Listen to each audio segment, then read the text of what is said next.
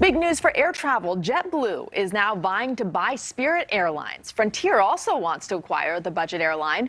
Correspondent Markie Martin is following the bidding war. So, Markie, what does it mean for travelers? Rutabaga Spirit Airlines has become known for no frills in exchange for those extremely low fares. You might get excited, land that $100 ticket, but you're going to pay for it when it comes to in-flight snacks, your bags, printing out a boarding pass. It's easy to see why Frontier and JetBlue would want to acquire it. But as for what it would mean, a merger, higher ticket prices.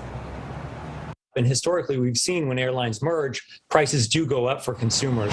Right now, it's a battle for Spirit Airlines. Both Frontier and JetBlue vying to buy the low-cost carrier for billions. Clint Henderson with the Points Guy says get ready to dig deeper into your pockets if a Spirit merger happens. You're going to have less competition in the space, and that usually means higher ticket prices. Probably not great news for consumers net, but there's a chance it might not even get approved, neither one of these mergers. But if there is a winner, you're looking at two partnerships with very different end results. Are you talking about two totally different airlines here? They will be two different beasts. If it's a Frontier merger, it's going after budget travelers. If it's a JetBlue merger, it's more business travelers and higher end consumers. One thing is for sure, either merger would create the nation's fifth largest airline, creating less competition in the market, which is where the Justice Department and antitrust regulators could step in.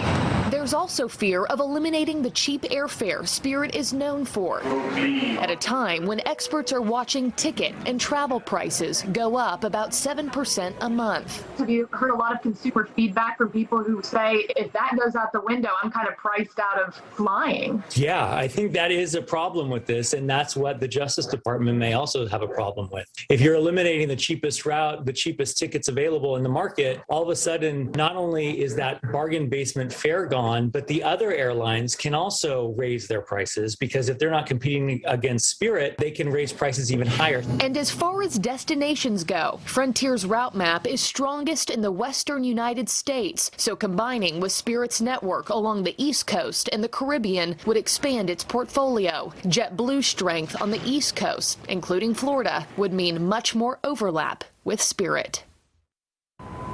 And Rutabaga, just to break down some of these numbers here, JetBlue offering $33 a share. That's about $3.6 billion to buy Spirit. And by the way, that is an offer that is about 40% higher than what Frontier has bid.